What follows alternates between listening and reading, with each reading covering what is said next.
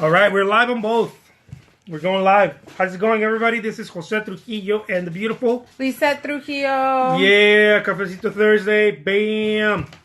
Bam. Cafecito. Cafecito means little coffee. For those of you who don't know what it means, most people wouldn't know what it means unless you spoke Spanish or you hang out with Spanish-speaking folks like us. Or you live in an area where there's a lot of Latinx people. Latinx. I like it. I like it. Okay. So, put my hair down. At least so it looks like I made an effort for Cafecito Thursday. okay. Yeah. All right. All right. So we're ready. Cafecito Thursday. First, we wanted to apologize for not being on time with Cafecito and on point. We actually didn't do Cafecito Thursday last week. Yeah, that's why. On time. So we just want to say sorry. It's usually her fault. No, I'm just joking. No, I'm trying to remember why last Thursday. I don't know. There's always a good Daniel reason. had a doctor's appointment. There's always a good reason. Dentist appointment. There's always a good reason. Well, but that's what it was. But it's never good enough. Okay. Well, I'll make sure not to schedule on Thursdays anymore. We could have done Cafecito Thursday earlier or later. It's true. All right, guys. So this is Cafecito Thursday with Lizette Trujillo and Jose Trujillo. Look at that. Bam. There's some color mixing. Look at my color mixing palette. It's pieces of cardboard. For the acrylics, right? Yeah, for the acrylics. Pieces of cardboard. Guys. You do have a plastic one right here. Yeah, there's some. What happened with this? Oh, it just got stuck. Special. It was hanging out. Can you peel this off? Yeah. That would be an exciting. It's so rewarding. I'm sure Daniel would love that. It's so rewarding. First of all, I just want to put this disclaimer out there because I get this email quite often.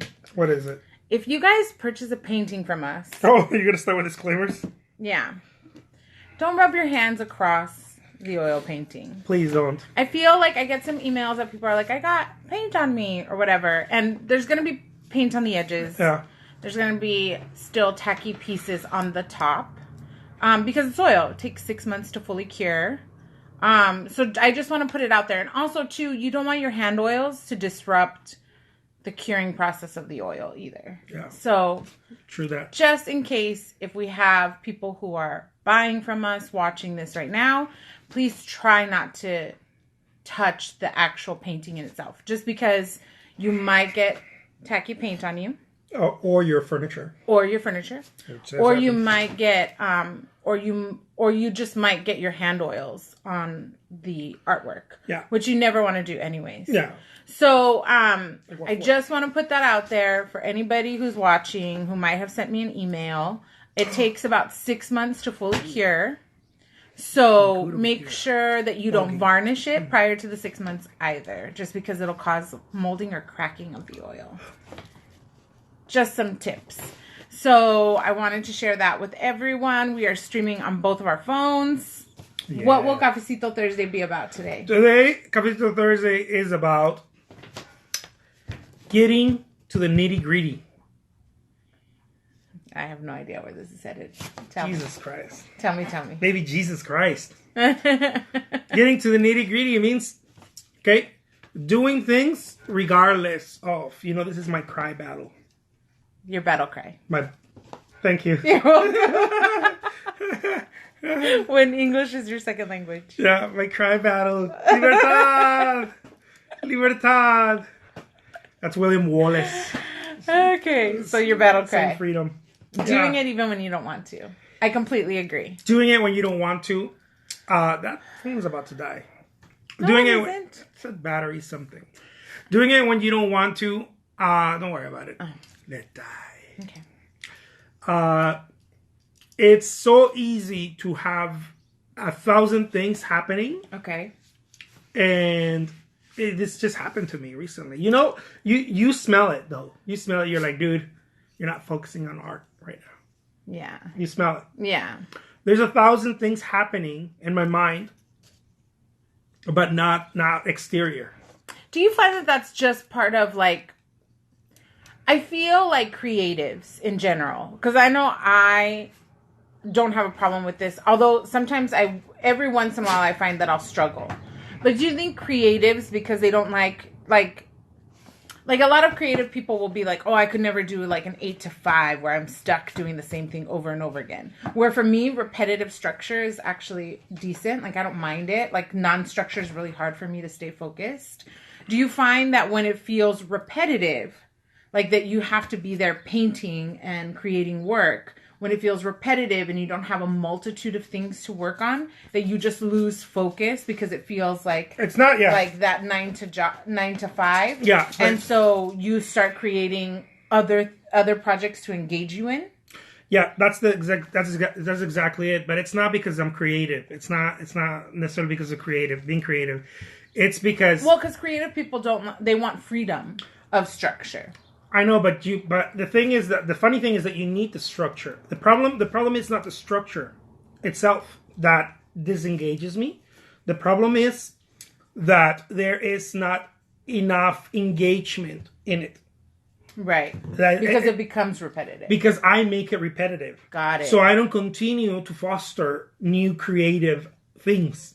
Like if I'm doing my work, right? I'm making my paintings and whatnot. Yeah. Very soon, if I'm not careful, I start repeating myself. Yeah. I start repeating myself. I start doing like the same painting a couple of times. I start playing with the same idea. Yeah. I start repeating myself. When that happens, it's because I haven't put more logs into the fire. Right. So that's when I pull out. Right. And I'm like, I'm not liking this. The reason I'm not liking it, it's because it's a flat line. Right. It becomes a flat line. It's no longer winning. It no longer engages me. I'm not excited about it. Right. There's not an enthusiasm of, oh my God, I got to do this painting, and then I got to do this, and then I got to do that, and then I have to. It's no longer challenging because I stopped challenging myself. Right. Every time I stop challenging myself, I start going down. Right.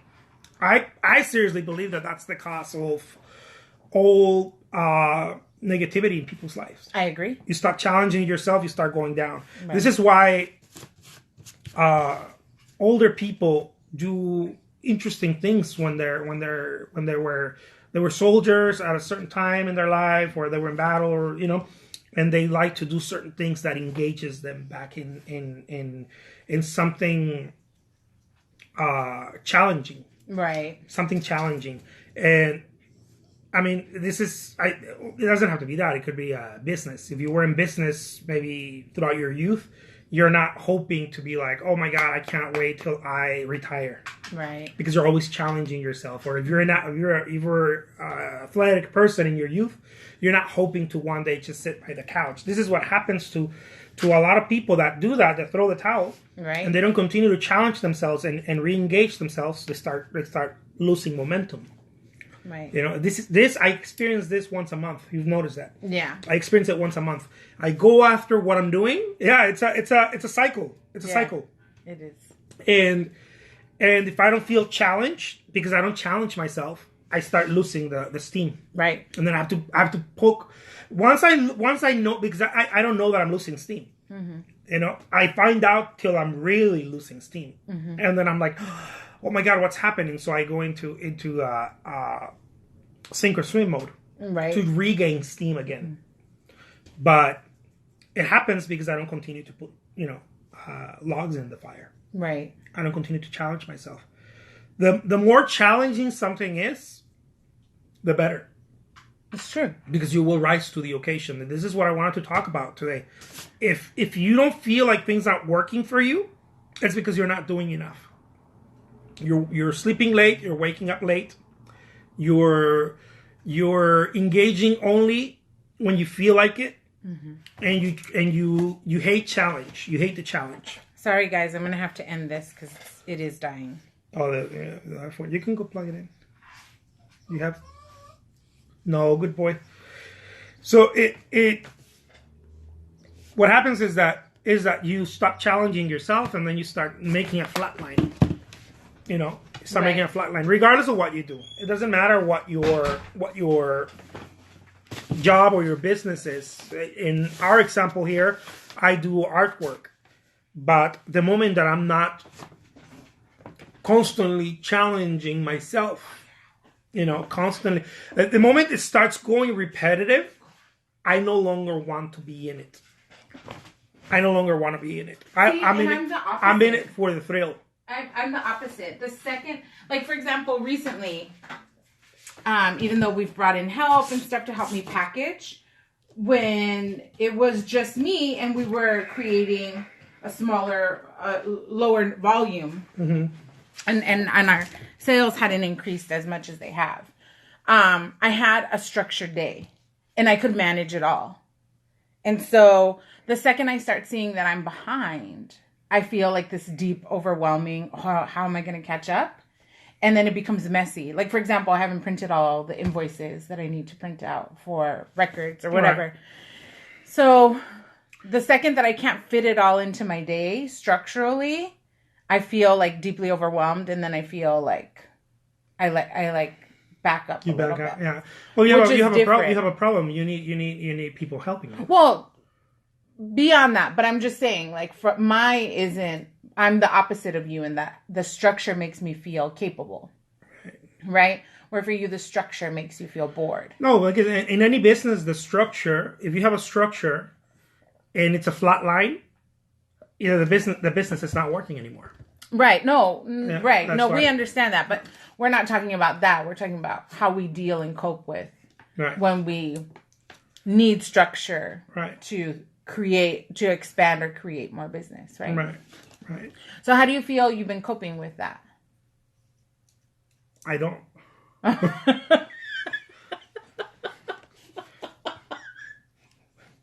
don't cope with it. Well, there you go, guys. Cafecito Thursday done. Until we're more aware of how to cope with creating. You can't cope with it. You can't. It's not a problem. You can't cope with it. This is the question is off. That's why I said I don't. Okay. Well, what do you? You don't cope with it. No, it's not like it's not a problem. It's a lack of enthusiasm. So there's nothing to cope with. It's not like, oh my God, how can I keep it the same? I will say that when you're not enthused, I tend to lose enthusiasm. Yeah. Because I'm motivated. I'm motivated by inspiration. Like, I feel inspired by you when you are. You feed off of it. We're going to do this and we're going to do that. Mostly sometimes because. You get scared.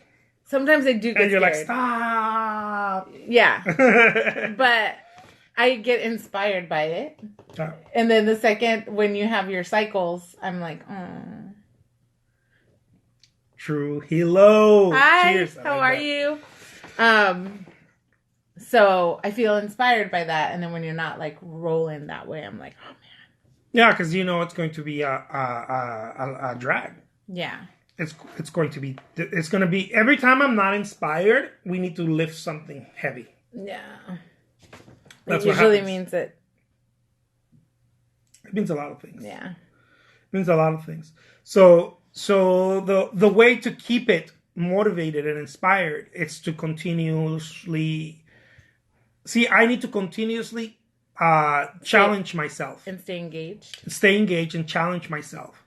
I can't be doing the same thing because in the business I'm at, you can't do the same thing. Mm-hmm.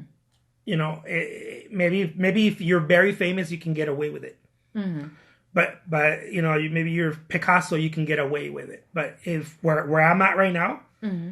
I need to always show a new something. I need to ooh and ah the public. Right. I need to and ooh and ah you, right? Ooh and ah myself, of course. But in the business end of things, I need to ooh and ah them continuously and. This is not just in the business. For example, I'm gonna give you a quick example. I have a Facebook page, fan page, where there is about 14,000 people engaging. Mm-hmm. On it. It's not a lot, but it's not a little either. Right. Every day I put content. Mm-hmm. Right. The moment that I stop putting new content, this is something that I learned actually from Grant Cardone. Mm-hmm. The moment that I stop putting new content, if I start putting the same photography, the same photos, I have photos of Monet and this and that and things that I engage with people, articles. People get bored. The new people get excited. Right. But the older people, the 14,000 that are there, are like, I saw that already. It's like dating. You gotta keep it fresh. You gotta keep it fresh. So that's what happens to me. You gotta keep it fresh. Yeah, everything. You gotta constantly take care of it and plant new seeds, and it's a constant thing. So if I don't do that, if I become complacent, if I'm like, oh, okay, well this is gonna work, I'm just gonna keep doing this and kind of coast, and not continuously look and be engaged and say, oh my God, and now I'm gonna paint this, and I'm gonna oh, I can't wait till I make that big painting, and if I'm not constantly doing that, I fall on a flat line, and then that's when I just disengage because I know what's happening. When I fall on a flat line, it's not just business. It's that I have now given up. Yeah. But I just haven't verbally. Right.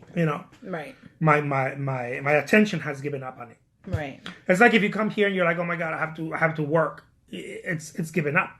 You can't just come here and say I'm gonna work. Right. You gotta be like, oh my God, I'm gonna do this and that, and then I'm gonna do this, and then I'm gonna move there. Like it's gotta be I'm going somewhere else. It's always gotta be I'm going somewhere else. Because if you just show up to do a task, you've given up. Right. You've given up. You're trying to do a task. How do you deal with it? Does it happen to you? Where I disengage? Yeah. Absolutely. Because I know I do it at least once a month. No, I don't know. I don't know. I don't see it as pronounced in myself.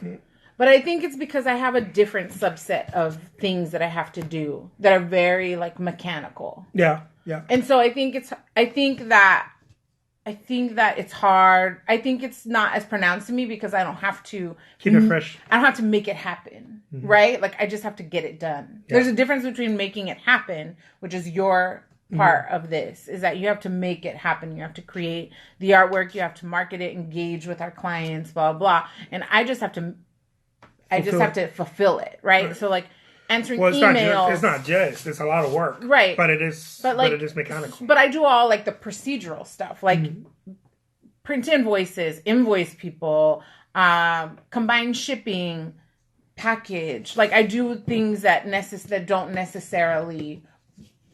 They're the after process. So I feel like it's not as pronounced in me. But I will say that I have a horrible habit of when I feel disengaged, that I'll focus on other things. Just like you do. Yeah. I just focus on other things. Something to engage you. Right. Something to bring me that thing or whatever. No, it's a high. It's a high. We're all after that high in life. It's enthusiasm. It's just that we sometimes confuse it. To be excited about something. Yeah, we confuse it. That's why sadly I'm gonna talk about something that a lot of people know in the relationship. That's sadly why relationships break. Because when you were dating, it was new and fresh. It was enthusiastic. It was like, oh my God, I can't wait to talk to her. I can't wait to see her. I can't wait to date. I also think though and here's the thing, is that people seeking excellence don't understand that challenge is part of the process, right? But people that are just doing don't want to be challenged. People that are just going through the motion don't want to be challenged. Right. And so I feel like the breakup's kind of a bad analogy because, or maybe not, but like if you're an artist and you're gonna be pushing to be an entrepreneur, right? You're gonna want to be challenged. You're gonna be one of those people that's like challenge oriented. And actually, not challenge-oriented, solution-based oriented. Solution-based. And you don't mind the challenge. And I think that people who have successful relationships are solution-based people. Yeah. Right? And so I feel they don't fight. They're looking for the solution. I find myself sometimes like arguing rather than looking for the solution. Right. But I think you and I are solution-based people. So when we do argue, we lose our minds for a minute or an hour or two. And then we're like, oh, okay, it's blah, blah, blah, or whatever. And I think that that's truly the struggle, is deciding what you're going to do. Are you going to do a job where you don't need to be challenged or engaged? Or are you going to be creating a career for yourself and know that challenge and engagement is required? Yeah. Because, and not only that too, but I also think that it's normal, to get mentally tired because it's a practice. Mm-hmm. And it's a practice. Entrepreneurship is a practice of being constantly challenged and engaged and keeping it fresh and working on something day in and day out. Right. I'll be honest with you. You process all this stuff about how to grow and expand our business in your mind 24 hours a day. And I find that mentally exhaustive. So I think it makes sense that you would sometimes hit a dip of feeling mentally tired. So maybe the challenge is truly, I know that when I don't feel inspired, I know that when I don't feel engaged, I know when I'm not challenging myself, I let go and slack back a little bit. So maybe it's a little multitude of the two of being mentally tired and I feel like that's why a lot of entrepreneurs talk about meditation, because they create like rest in the mind, they create some clarity, they still create purpose in their day, in their career, in their business. And so maybe there's not a shut off and you say it's a cycle, but maybe because there's no shut off to like de-stress. And No, but there is. Yeah? With me there is. You know that. There is. Especially when I create artwork, there is a shut off. And I create artwork for hours a day. Okay, so when you feel like painting is meditative. Yeah, painting is. I can't say that word. Although there's a lot of engagement, there's a lot of thinking, there's a lot of process. Yeah. The act of itself of painting, like for me to think, okay, I'm going to paint this. I'm processing, right? Okay, I'm going to draw it. It happens in probably milliseconds.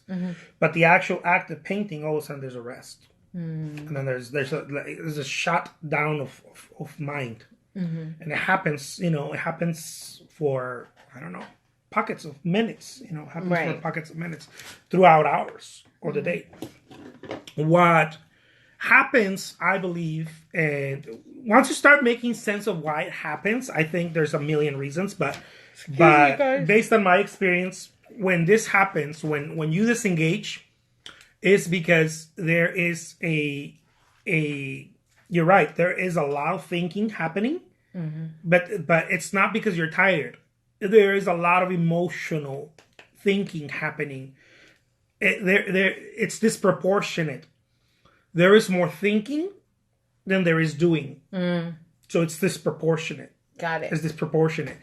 And that's when you disengage. If there is more doing than thinking, the hammer keeps going. The momentum keeps going. It keeps going. There has to be more pushing than actual thinking. And I personally believe that that's what happens. It happens to me about once a month where I'm like, oh man, I don't know what to do next. It's because I sat for minutes, hours or something thinking about what to do next. What's the next thing to do? So I tired myself. And so I start disengaging. And what happens is that I stop producing. Not so much, but some. And then the next day, I stop producing a little bit more. And then the next day, it's like, oh shit, what's the point? I'd rather just not produce anything because it's too painful. Right. To catch up now, because now you're playing catch up in your mind. It's too painful, so you completely disengage. For 2 or 3 days. I understand that. You completely disengage for 2 or 3 days. And this is not due because you're tired. This is because you've disengaged. It's like people that say they go to the gym and they miss 3 days, it don't feel right. Right. It don't feel right. They say that when they come back, everything hurts and, their muscles are sore. Even if they've been doing exercise for years, they come back to it and their muscles are like, oh man, like I have to push through that resistance. Right. It happens to me in painting as well. When I disengage and I have to go back to painting, it's like I'm pushing through a resistance all over again. Yeah. And that's a very difficult. Yeah. I just think that you don't disengage from one day to another. It looks that way. You disengage slowly. Yeah. You descend. You start descending slowly. Yeah. And it's hard to catch. It's very difficult to catch yourself not doing it. Or doing it, I mean. Hi, Jose Luis. I agree. Well, we'll have to give you guys an update next Thursday. I'll give you an update tomorrow. Oh, damn. It's what is tomorrow? Takeaway Friday! Oh. Yeah. I'm not part of Takeaway Friday. She doesn't want to be. I told her already. Takeaway Friday is the place for everybody to have fun. Yeah. I'll do tomorrow. I'll do Takeaway Friday tomorrow. Do you guys want her to do Takeaway Friday tomorrow? Yeah. You guys got to vote on it. He's got to vote on it. I like how every time you talk, there's like this. A straw. It's like, all right, guys. I'm trying to move it. That's it for today. For Cafecito Thursday, I did a lot of talking. She did a lot of listening. This is our life. Very much so. Where you going, babe? You make me laugh, but it's true. This is my life. In the beginning, when we started dating, welcome. When we started dating, she was like, "Oh my God, you're such a philosopher." I love listening to everything you say. It's like I'm listening to René Descartes. Blah blah blah. Genius. And I love you. Yeah. Speak more. She's like, whatever. I still listen. You know I listen. It's just not always active listening. I know, but now she listens with her phone. Like she's in like, the beginning, it was active listening with some engagement. She wanted this. She wanted all of this right here. And now sometimes if I feel like I've processed it with him already, it's not active listening anymore. I know. But I always love you. And I always love hearing your voice. I love that. But it's true. Yeah. I gotta be better about active listening again. I don't need you to active listen. I just need to know you're there while I'm talking. It's so funny. It's true. My mother was the same way. It was so funny to watch her at home because she would sit and be like, "Okay, well, we're gonna talk about this, and you're going to listen." Yeah. Yeah. So, but it's funny because her dad was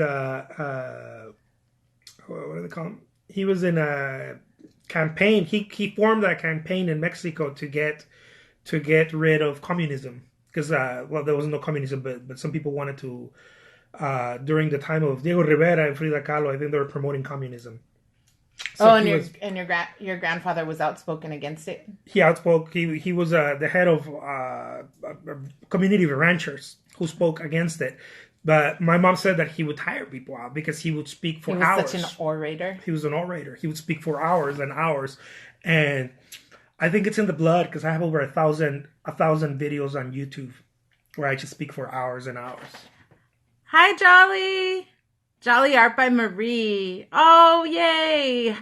How's it going, Jolly? I hope you're enjoying life in Germany. It's great to hear from you. Yeah. So your grandfather was an orator. He was an orator. He's a professional orator. He's an orator too.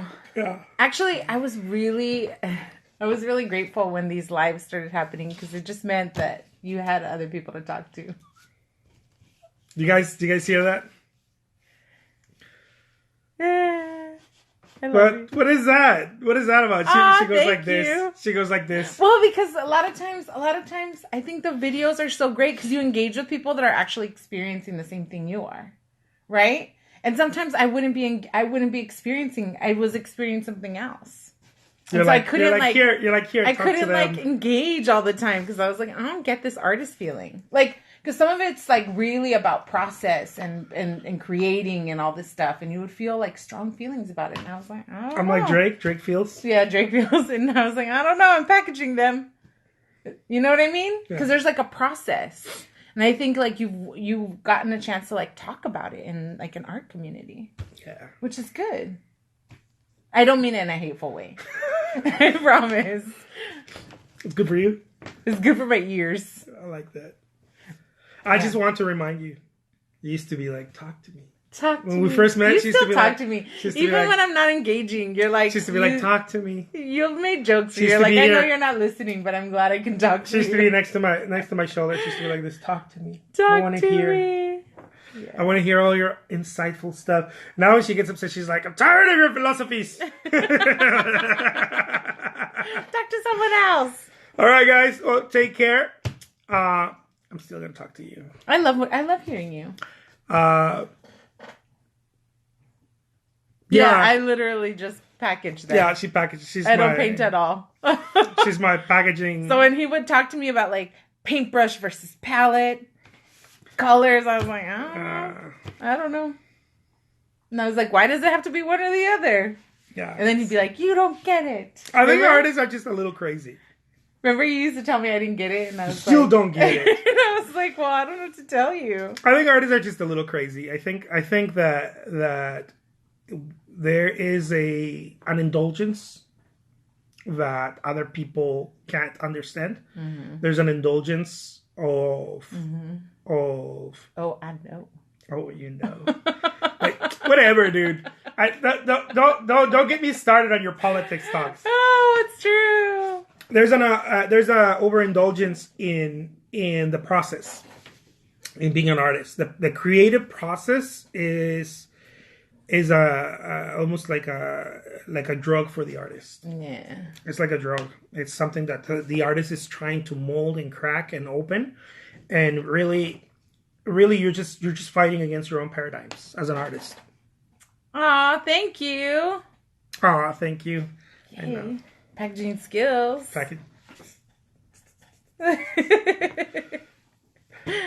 All right, guys. Thank you for joining us today. Glitter. At least it's not dust. I know dust is no bueno. Oh, no. Dust is not. But dust is not like that. Dust is like... Yeah, no? Dust is like out of here. Yeah. No. Distraction. Mere distraction. All right, guys. Take care. Have a good day. Talk to you soon. Bye-bye. Gonna get you to work now. Go work.